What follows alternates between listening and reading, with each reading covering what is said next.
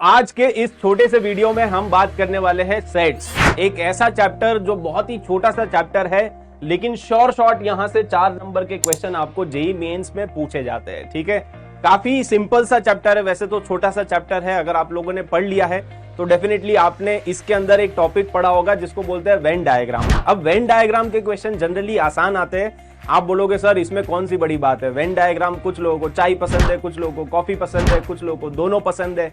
तो देखो यार, इस तरीके के सवाल तो हमसे हो ही जाते हैं। बट आजकल का अगर आप रीसेंट ट्रेंड देखोगे ना, तो एक टाइप के क्वेश्चन यहाँ पे बहुत ज्यादा रिपीट हो रहे हैं, दैट इज सेट्स को मिक्स करते हैं थोड़ा सा इनइक्वालिटी के साथ। और जब भी इनइक्वालिटी के साथ मिक्स किया जाएगा ना, तो वहां से बनते हैं इंटरेस्टिंग PYQs। तो ये जो इनइक्वालिटी वाले सवाल है उसको पर्टिकुलरली हम यहाँ पे डिस्कस करेंगे। आपसे पूछा जाएगा कि भाई बताओ A इंटरसेक्शन B का मैक्सिमम वैल्यू कितना हो सकता है, A इंटरसेक्शन B का मिनिमम वैल्यू कितना हो सकता है, उसका रेंज क्या है। तो जब भी थोड़ा बहुत इनइक्वालिटी को मिक्स किया जाएगा, और यहां से काफी इंटरेस्टिंग प्रीवियस ईयर क्वेश्चन आपके बनते हैं जो कि नॉर्मल वेन डायग्राम से थोड़े से अलग है। तो उसका जो कॉन्सेप्ट है वो आपको पता होना चाहिए। एक बार अगर आपने कॉन्सेप्ट समझ लिया ना, तो उसके बाद एंड में मैं आपको छोटा सा एक ट्रिक भी बताऊंगा जिससे कि आप क्वेश्चंस को थोड़ा जल्दी सॉल्व कर सकते हो। बट पहले तो फोकस करते हैं कि इसका जो पहले सीख लेते हैं। तो पहले आप कॉन्सेप्ट समझ लो, ठीक है। सेट्स को जब भी मिक्स किया जाएगा इनइक्वालिटी के साथ। अब आप बोलोगे सर ये इनइक्वालिटी का क्या मतलब है, सेट्स में इनइक्वालिटी कहां से आ गया। तो आता है, आजकल प्रीवियस ईयर क्वेश्चन देखो थोड़ा सा खोल के, तो आपको पता चलेगा कि हाँ भाई आता है। कॉन्सेप्ट समझो आप ध्यान से। जैसे मान लो फॉर एग्जांपल एक ये छोटा सा सेट है जिसका वेन डायग्राम जब भी हम बनाते तो सर्कल से रिप्रेजेंट करते हैं। तो मान लेते हैं कि ये है सेट A, और एक और छोटा सा सेट है ना, एक और सेट है मान लो B। तो ये वाला जो सर्कल है दिस इज B। एक छोटा सेट है और एक बड़ा सेट है, ठीक है। एक छोटा सर्कल है और एक बड़ा सर्कल है। अब आप मुझे एक बात बताओ, ये वाला जो रीजन है, ये जो बीच वाला रीजन है, इसी को तो हम बोलते हैं ना A इंटरसेक्शन B। इसको हम क्या बोलते हैं, इसको हम बोलते हैं A इंटरसेक्शन B। अब A इंटरसेक्शन B चाहे कितना भी फैल जाए, आप यहां पे देखो कॉन्सेप्ट को समझने की कोशिश करना, क्योंकि कॉन्सेप्ट एक बार चमक जाता है ना, उसके बाद जितने मर्जी सवाल आ जाए सब बन जाते हैं। तो मुझे क्या फाइंड आउट करना है, आपको एग्जाम में पूछा जाएगा कि ये जो A इंटरसेक्शन B है ना, उसका रेंज निकालो। आप थोड़ा सा विजुलाइज करो A इंटरसेक्शन B का मैक्सिमम वैल्यू कितना हो सकता है। मतलब अगर मैं चाहता हूं कि ये जो रीजन है ना वो ज्यादा से ज्यादा फैल जाए, मैक्सिमम हो जाए, और एक बार मैं चाहता हूं कि ये रीजन एकदम छोटा हो जाए, एकदम मिनिमम हो जाए, तो मुझे मैक्सिमम और मिनिमम वैल्यू फाइंड आउट करनी है। ठीक है, तो कॉन्सेप्ट क्या होता है, देखो ध्यान से सुनना। ये जो A इंटरसेक्शन B है वो चाहे कितना भी फैल जाए, पहले मैक्सिमम वैल्यू फिगर आउट करने की कोशिश करते हैं। ये बीच वाला रीजन A इंटरसेक्शन B, ये चाहे कितना भी फैल जाए, ये रहेगा तो A से छोटा ही ना। मतलब ज्यादा से ज्यादा ये हो सकता है कि जो A वाला सर्कल है वो पूरा पूरा B वाले सर्कल के अंदर आ जाए, यस और नो। ज्यादा से ज्यादा ये हो सकता है कि आपका जो A इंटरसेक्शन B है वो पूरा पूरा A आ जाए। मतलब बेसिकली A इंटरसेक्शन B कितना भी फैल जाए, कितना भी बड़ा हो जाए, वो रहेगा तो जो छोटा वाला सर्कल है उससे भी छोटा रहेगा। मतलब बेसिकली मैं ये बोल सकता हूं कि जो A इंटरसेक्शन B है, number of elements in A intersection B की बात करें तो वो रहेगा मिनिमम ऑफ इन दोनों में से जो भी छोटा सर्कल है। जैसे यहां पे A वाला छोटा सर्कल है, तो जो भी इन दोनों में से मिनिमम है उससे भी छोटा आएगा, है ना। जो भी छोटा सर्कल है उससे भी छोटा रहेगा हमेशा। A इंटरसेक्शन B कभी भी व्हाइट वाले सर्कल से बड़ा हो सकता है क्या? क्या ऐसा हो सकता है कि A इंटरसेक्शन B जो है वो ये जो व्हाइट सर्कल है उससे भी बड़ा हो जाए? ज्यादा से ज्यादा मतलब इतना हो सकता है, व्हाइट वाले सर्कल के जितना हो सकता है, राइट, इतना आ सकता है A इंटरसेक्शन B, इससे ज्यादा तो नहीं होगा ना। तो A इंटरसेक्शन B का जो मैक्सिमम वैल्यू होता है ना, आप ऐसे याद कर लो कि जो भी इन दोनों में से छोटा सर्कल है उससे भी छोटा होता है A इंटरसेक्शन B। और क्लियरली आपको डायग्राम से भी दिख रहा है कि भाई जो इंटरसेक्टिंग वाला रीजन होगा वो दोनों में से जो भी छोटा सर्कल है उससे भी छोटा है ना। देखो आप व्हाइट वाले सर्कल का एरिया देखो और ये ग्रीन वाला एरिया देखो, तो ग्रीन वाला is definitely lesser then the white वाला एरिया ना। तो जो भी छोटा सर्कल है उससे भी छोटा होता है, दैट्स द कॉन्सेप्ट। तो ये तो आपका हो गया कॉन्सेप्ट नंबर 1। बट आपको फिर मिनिमम वैल्यू भी तो पूछेगा, एक मैक्सिमम वैल्यू पूछेगा, एक मिनिमम वैल्यू भी पूछेगा। तो ये वाला वैल्यू कैसे निकालेंगे? उधर वाला तो चलो आ गया, इधर वाला भी पूछा जाएगा। इसको निकालने के लिए अब ध्यान से सुनना कॉन्सेप्ट क्या होता है। तो इसके लिए कॉन्सेप्ट ये होता है कि जो यूनियन है, अगर मैं दोनों का यूनियन कर दूं, मतलब ये वाला रीजन भी आ जाएगा और ये वाला रीजन भी आ जाएगा। और जनरली ये जो कॉन्सेप्ट है ना, ये आपको पूछा जाएगा परसेंटेज वाले सवालों में। जैसे आपको बोल देंगे कि कुछ 25% लोग हैं जिनको चाय पसंद है, कुछ 15% है जिनको कॉफी पसंद है, और 5% है जिनको दोनों पसंद है। तो फिर आपको बोलेंगे मैक्सिमम मिनिमम, ठीक है, परसेंटेज वाले सवाल।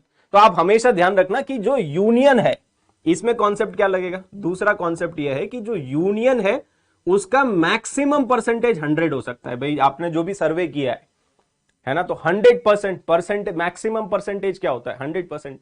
तो ये जो यूनियन वाला रीजन है वो मैक्सिमम से मैक्सिमम कितना हो सकता है, 100। ठीक है, एक क्वेश्चन के थ्रू थोड़ा सा समझते हैं, सो दैट अपने को थोड़ी क्लैरिटी आ जाए, इसका एप्लीकेशन समझ में आ जाए। मोटा मोटा मैंने आपको कॉन्सेप्ट बता दिया है, बट जब तक इसको हम अप्लाई नहीं करेंगे ना, तब तक हम समझेंगे नहीं।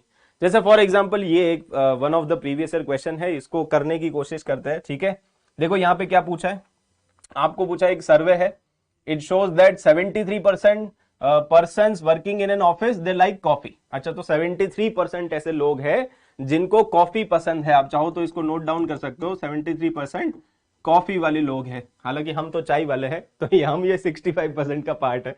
तो 65% ऐसे हैं जिनको चाय पसंद है। ठीक है, और इफ एक्स, देखो यहाँ पे क्या लिखा है, if x denotes the percentage of them who like both. अच्छा, तो एक्स आपको गिवन नहीं है, उसी का रेंज तो निकालना है। ये वो लोग हैं जिनको दोनों ही पसंद है। ठीक है, तो आपको ये बताना है कि एक्स का वैल्यू क्या नहीं हो सकता है, मतलब कोई ना कोई एक ऐसा ऑप्शन है जो रेंज के बाहर है। तो अल्टीमेटली आपको रेंज निकालना पड़ेगा कि भाई एक्स का मिनिमम से मिनिमम वैल्यू कितना हो सकता है और मैक्सिमम से मैक्सिमम वैल्यू कितना हो सकता है। मतलब मोटा मोटा आपको ये फिगर आउट करना पड़ेगा कि यहां पे क्या आएगा और यहां पे क्या आएगा। What is the minimum value of x and what is the maximum value of x? अब अभी मैंने आपको बताया कि जो मैक्सिमम वैल्यू होता है ना, वो तो इन दोनों में से जो भी छोटा है उससे भी छोटा होगा। आप देखो यहाँ पे ज्यादा लोग हैं जिनको कॉफी पसंद है, तो कॉफी वाला सर्कल थोड़ा ऐसा बड़ा आएगा और चाय वाला सर्कल थोड़ा ऐसा छोटा आएगा, क्योंकि 65% लोग हैं जिनको चाय पसंद है। ये चाय वाला सर्कल है, ठीक है, ये कॉफी वाला सर्कल है। तो जो इंटरसेक्टिंग रीजन होगा वो तो भाई इससे भी छोटा होगा ना। भाई अगर आप चाय वाला सर्कल का एरिया देखो और इंटरसेक्टिंग वाला एरिया देखो, तो जो जिनको दोनों पसंद है, those people are definitely lesser than जिनको चाय पसंद है। ठीक है, तो जो भी छोटा वाला सर्कल होता है उससे भी छोटा। तो x का वैल्यू इन दोनों में से जो भी छोटा होता है ना, वो आप यहां पे चिपका दिया करो।